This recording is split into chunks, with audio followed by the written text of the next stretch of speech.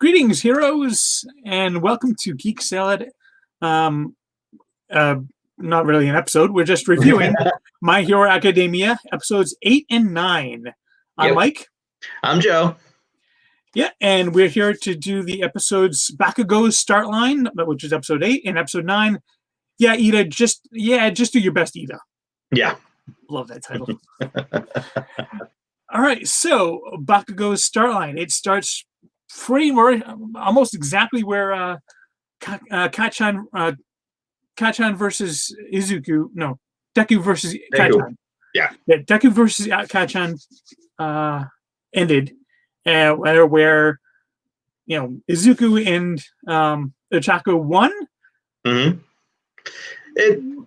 To a certain extent. To a certain extent, and you really this. I would classify this episode as close to a filler episode as you can get in the first season, simply because and the title can be a little bit misleading, simply because really the focus on Bakugo really is only in like the first 10, 15 minutes, maybe 5-10 minutes of the episode. First 5 minutes, and then But then the rest of the episode is focused on the rest of the class. The rest of the class going through that training scenario and things like that. Right. And things like that. So to me, it really kind of felt like a filler episode. You did get to see the rest. The rest of the class kind of use their quirks and kind of see how their quirk. How they can use their quirks in those type of situations. But beyond the first 5 minutes, you really didn't learn anything new about the characters, or I felt I didn't really learn anything new about Deku or Bakugo for that matter. I think that's true until the very last 5 minutes. I think the last 5 minutes where Izuku and Bao have their talk, that is where you really see where Bakugo is right now and where he's. That is Bakugo's start line right there. Yeah. But we'll get to that first. Like you said, we do get to see all the other heroes, all the other students kind of showing off their powers, including actually, I'm jumping ahead. Actually, first we do actually have the review of the match, and there we first see really how smart Yaoyorozu is. Yes. Because she is able to point out, this is what happened, Like, Ida took the match seriously. He actually cleaned up the thing, so he didn't give Ochako any weapons. Bakugo was so fixated on Izuku that he completely ignored everything else in the lesson. Yeah. And is Ochako ruined her surprise and then did a pretty careless attack at the end. And Izuku he was great until the end, and then he just went all out, did a reckless move, and ended up getting massively injured. So she just pointed all that out. She's on the ball. Even to the point where she surprised All Might. Yeah. He didn't know. Right. He didn't know how to react to what to her, everything she said, and he's like, yeah, whatever. What she basically said, what she said. That's basically what he did. But then we get to see all the others. Well, we get to see a lot of the others showing off their moves, including Todoroki. Yeah. And he just, that is the moment he just freezes the entire building.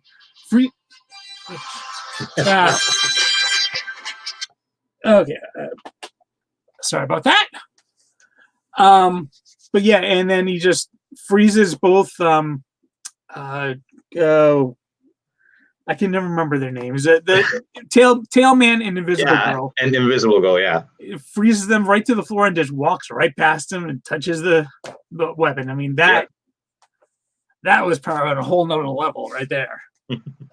But then Like I said, it felt like a filler episode. It's like, okay, this is we got to show off what the other kids can do, and give brief glimpses of their powers and a little bit of their personality and everything. And like you said, it's not until the last 5 minutes where you get really kind of any story or character development. Right. You know, I mean, we also especially learned that Recovery Girl and the principal are two of the few people that actually know the secret of All Might. And, right. yeah. Right. As you go along, you find out that it's not quite the secret that they make it out to be. But yeah, in this episode, you realize, yeah, the principal knows, Recovery Girl knows, so it's like, yeah, you kind of have an understanding of how All Might is working as a teacher. All right.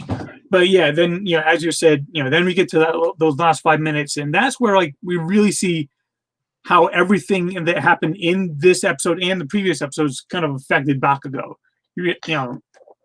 Right, and I know you say this was the turning point of Bakugo as a character.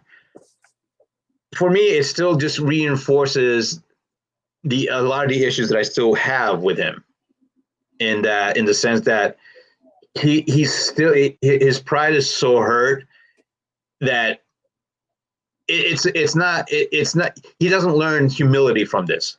It's not that he learned humility from this. It just determines it. Just for him, it's more of a determination to prove Deku wrong and to humiliate Deku. Is the way I took it. Yeah, see, here's where I disagree with you. It's like, for me, like, when he says, I even agree with everything that girl said. He recognizes, yeah, he completely lost focus on. That? Sorry, my cat keeps scratching at the door. No problem. He completely lost focus of the match. He was so focused on Deku, he completely ignored the rest of the match. Mm-hmm. And then he saw how powerful Todoroki was. You're like, I can't beat him with the skill level where I'm at right now. So that's where he kind of realizes, no, yeah, I don't like Deku. I still think he's a bug, right. But I need to refocus. I need to focus on getting as powerful as I can be, so I can beat everybody. But that's the problem. That's the thing. And again, I think that's more. And I kind of see it also in the next episode. But it's also, I think, a bit of a commentary on superhero society that they're living in, where their focus is, I have to be the best, not because again, it's a reflection. It's a reflection of the two main characters, and in Deku and Bakugo, and how they approach things. And I think Bakugo is a reflection of everything that's wrong with the hero society, in that his primary focus is being the best, not because he wants to save people, but because he wants to be the best. He wants to be acknowledged as the number one. I am the best, and nobody else is, And whereas Deku, he does it. Yeah, he's a fanboy, but deep in his heart, he does it because he knows it's the right thing to do, because he wants to help people. Yeah, that's something that you'll see through the subsequent episodes. You've seen it so far. It's like he's willing to sacrifice himself for his, for the greater good. Yeah. Yeah, I mean, I fully agree with you there. I mean, Bakugo, he wants to get better for more selfish reasons. Yeah. But he does recognize he lost sight of his goal. He was so focused on Deku that he lost sight of the fact that he wants to become the best. Yeah, it's for selfish reasons, but he lost sight of that. So this whole episode kind of refocused him. It's like, no, I don't like Deku. I still want to crush him, but I want to crush everybody. Right. And become the greatest hero. So that's where I think, this is the episode. That's why I think this is his start line. I mean, it's not his start line in the way of becoming a better good person. Hero. No, not becoming a better person. No, but it's more of his start line on how he wants to become the best. Yeah. Yeah. And it ends. This episode ends with it sort of ends with Izuku maybe telling him a little bit more than he should have. And again, this kind of goes to one of my issues. You talk. I'm just gonna. Okay. I gotta let No, you know. no, that's fine. No, this just goes to one of my issues with Deku as a character and as a person is that his naivety really starts to it really shines through, especially in these early episodes where he thinks that if he just if he just gives something anything to anybody that they'll like him, or that he feels that okay, if I tell Deku this secret, then maybe he'll respect me. Bakugo. Yeah. Or I'm sorry, Bakugo. If he tells Bakugo this secret, then maybe he'll respect me in some way, or maybe he'll understand. And it's this kind of yearning for Bakugo's approval, acknowledgement, I guess you want to say, that I really kind of have a problem with, because it makes him come off as really naive and kind of just a little desperate sometimes. For me, I think Izuku, for him, he's always going back to the time before Bakugo's quirk manifested, when they were actually still friends. But the thing is, even when they were quote unquote friends, Bakugo was not a nice person to him. No. I suppose that when you're a bullied kid or something like that, you maybe you don't see it or something like that. But again, it's just this naivety that Deku has. It just kind of, after a while, it's like you just kind of want to slap him across the back of the head. Hey, come on, wake up! But I think that's also as part of his naivete, but it's also part of his hero. What makes him a great hero is that exactly. It's his unselfishness, his need to help anybody and everybody. Right, including Bakugo, as we've seen. Yeah. But and so that's and then All Might comes down, and he's like, "Well, what did you tell him?" I didn't tell him anything. But then we've had a couple of post-credit sequences before, but they're not really. They haven't been really important. No. This, I think, is the first important one. Yes. Where we get to meet three particular characters that we see a lot more of in the next few episodes, and they are actually very important to the rest of the series, but not in a good way. No. Yeah. Basically, the main antagonist of the entire series is basically who they are. Absolutely. So, and they say, what would it be like if the symbol of peace were to be killed by villains? Right, exactly. Dun, dun, dun. Insert heavy music. Yes. But then we move on to, Ida. Just do your best, Ida. Well, I love this. This episode is good because it starts off with basically Deku's dream come true, where he's acknowledged by the class. It's the complete flip of everything that happened to him in middle school. Yeah. Where he's acknowledged as he essentially becomes the most popular guy in the class. Right. And you can tell that drives Bakugo crazy. Yeah, I mean, they should explain that first. Pretty much the first thing that happens is one of the most normal things you can have in any school, which is weird saying it's a hero school, but they have to pick a class rep. Yeah. And which is a Japanese thing, I guess. Yeah, it's kind of I see it in every Japanese anime, every anime. It's kind of like a class president here with a class vice president. But Izuku gets elected. Yorozu becomes the vice president with 2 votes, and Izuku gets 3. And I love it when Bakugo's like, who the hell voted for him? And Chaco's kind of looking off to the side, like, what? Who? What? And then you find out that Ida voted for him.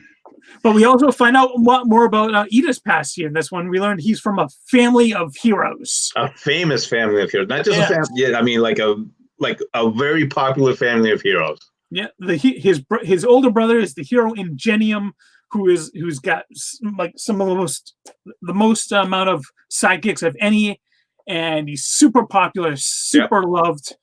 And Ida just looks up to him like nothing, like no other's business, and Well, wants to be nothing more than following his brother's footsteps. well, Deku said it best. Is like, Ida's older brother.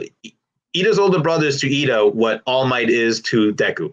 It's like this. He is his number one. Mm-hmm. And it's kind of funny because it gives you kind of a perspective. It's great little character development because it gives you a perspective of you don't see it now, but the burden that's going to be on Ida's shoulders. Yeah. The things that he feels he has to live up to, and why he, essentially it's a good background as to why he is the way he is. Yeah. Because he's striving to be the best of the best. Yeah, and you can tell that even though when Deku was voted as class president, you could tell he wanted it, But again, his pride is like, okay, well, it's not right that I should vote for myself. Right. It's like, yeah, I may want it, but the right thing would be to vote for Deku because he's obviously the most popular one, or he felt that Deku. He thought it, since Deku recognized that there was a hidden achievement in the which he really didn't, but in the entrance exams, he must be much smarter than Ida. Which right, whatever.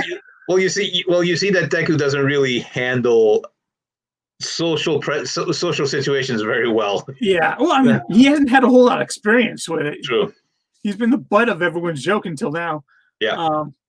But yeah, and then the alarm goes off, and everyone's breaking. Yeah, everyone's rushing, and Ida uses his smarts to get float and stops everybody. Realizes it's just the reporters, and that causes Izuku to change his mind and say, "You know what? I think Ida should be there." Right. I think it was pretty obvious from the beginning that Ida was going to be, from the first time we met him, just because he's kind of tropish. Yeah, well, he's the kind of tropish kind of class, class representative, the class rep. Every anime has one where the class rep is like a super strict, super by the books person who, and basically it's Ida. Ida is what he is. Has to be in the class 5 minutes before everyone else. Right, exactly. I mean, when he's yelling at what was it, Takagami, the shadow. Oh yeah. Because he's sitting on the desk and he's like, our desks must be respected. And it's like, they're like, okay, dude, calm down. Think of all the heroes that have sat at this desk before us. Right, exactly. Yeah, okay. You can ease up a little bit. Come on. And that says a lot because Tokugami he's actually pretty. He's a pretty chill. Yeah, he's pretty respectful, but he's a pretty chill guy too. He's like, oh, okay, whatever. Yeah. But yeah, and I love it. Ida's like, I will take this responsibility seriously. I accept. I will be the class rep. And it was like, I got one more vote than he did. But it kind of makes sense. I mean, you know what? I mean, as good and smart as Momo is, I think Ida really is kind of. Yeah. Ida's good at following the Ida. I mean, Momo is really smart, but Ida's a class rep. I mean, yeah, he is. He's made to be the class rep. Oh yeah. Even though his bus plan didn't quite work out because he didn't know what the type of bus it was. Yeah, and then they're on the bus heading to their the rescue training. Yep. And that I love this scene because it's just like everyone, they're all just shooting the shit. I mean, they start and like Sue, says, your powers are kind of close to All Might. He's like, I don't know what you're talking about. Well, and coming out, he's like, no, but said All Might doesn't get hurt when he uses his. Yeah, and Deku's like, yeah, that's right. And then they start taking the piss out of Bakugo. It's kind of telling that we already know your personality is pretty shitty at this point. Right, exactly. And it's funny because Deku's still not. It's just funny seeing Deku's reactions because he's not used to It's like being the center of attention and everybody kind of heaping praise on him. Yeah, it's like, yeah, this is the first time that I'm normal and Bakugo is being made fun of. Yeah, Bakugo's the outcast. Yeah. But then they get to Universal Studios Japan. Oh, sorry. The USJ. the unforeseen scenario joint. They don't even make any effort to hide it anymore. It's like, okay. So it's Universal Studio Japan. And later on, they have the TDL. But that's not until season 3. So right, exactly. I'm jumping ahead way. But so they're gonna start their rescue training with 13. 13. Eraserhead or Aizawa, and supposedly All Might. But then again, you learn that again, it's not just the principal and recovery girl that know his secret, because now you know that 13 and Aizawa know what's going on. Well, they know, they don't know about One for All, but they know that he has a limit to how much he can do. Right. Well, that's what that's what they know that he can't be in a superhero form for more than 3 hours or whatever it is. Yeah. At this point, it's 3 hours. Right, and he spent pretty much his entire morning commute stopping crime. But again, that's who he is. He's a hero. It's why he's All Might. It's why he is who he is. Mm-hmm. He just he hears somebody in distress. He's going to help them. Yep. So they get there, and 13 gives them a pep talk. Say, you got powers, but they can be just as easy. They can be used to rescue, or they can be just easy used to kill. So be careful. And well, it's funny. This episode is the first episode where you really see them mentioning like you could use your powers for death or kill. Yeah. When up to this point, everybody talks about having quirks and stuff like that, and using your you have power, stuff like that. But this is the first point. This is the first time anybody in this world has said what the stakes are about having your powers. Yeah. What the consequences of having your power is.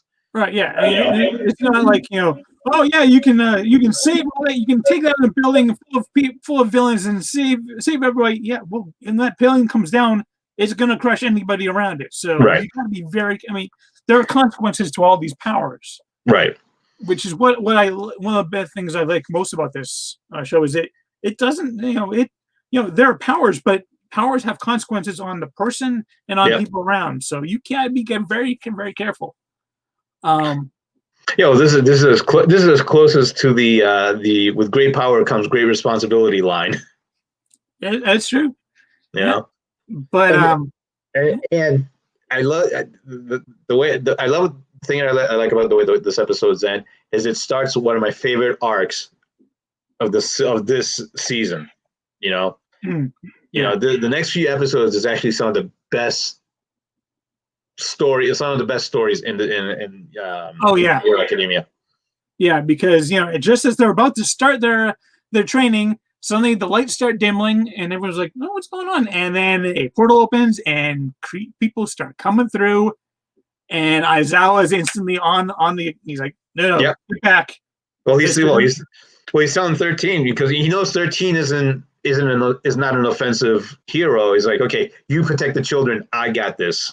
Yeah, he's like, this isn't training. This is real. Those are villains, and there's a whole army of them. Yep, and he does not hesitate.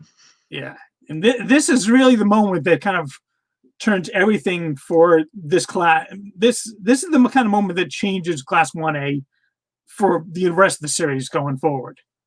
Yeah, because this is the moment that kind of tells them, the villains are real. They will try to kill you. The stakes are real. Well, this is the moment where you realize that Class 1A is special. Yeah, where they become, that this class is going to generate a group of heroes that's going to be remembered for generations. Yeah. And that's where we end our episode. That's where you end our review. Yeah. So I mean, it's good. Like I said, episode 8 was a bit filler. You you got more character. You did get some character development towards the end. Episode 9, good little focus on Ida. You kind of start seeing, where he's coming from, the things that he's dealing with, and the start of what you see, what the stakes really are going to be, not just for Class 1A, but for All Might overall. Because really this is the start of where you start seeing the transition from All Might being the number one hero to everything being transitioned to this new generation. Yeah. Of Class 1A. Very good point. Yeah. I mean, this is really where it starts shifting from. I mean, it's very subtle in this arc. In this arc, yeah, but it's the start, and you're going to start seeing it more as the season wears on, where All Might kind of yeah. You start to see the transition. Almost standing while Izuku starts rising. Exactly. Yeah. So yeah. I guess we'll end it right there. If you want to find all the rest of the episodes that we've reviewed, along with all the episodes we will be reviewing, it's going to be right here on our YouTube channel, Geek Salad Podcast. You can find our podcasts, which we just did our Gala 200 episode. Our 200th episode. Woo! That's actually why we're a week late doing this, because that 200 episode, it was just kind of threw everything off for us. But it was worth it. It was such a great fun. It was a lot of fun. Yeah. So if you want to find that episode, it's also right here on this YouTube channel, along with on Spotify, iHeartRadio, wherever. Our website, geeksalad.podbean.com, and you can find all of our archives episodes there. Am I missing anything? No, I think so. I think any place you can find your podcast, chances are we're going to be there. So. Yep. So until next time, I'm Mike. I'm Joe. And go forth, be nerdful, and plus ultra. Plus ultra. Bye. Woo-hoo!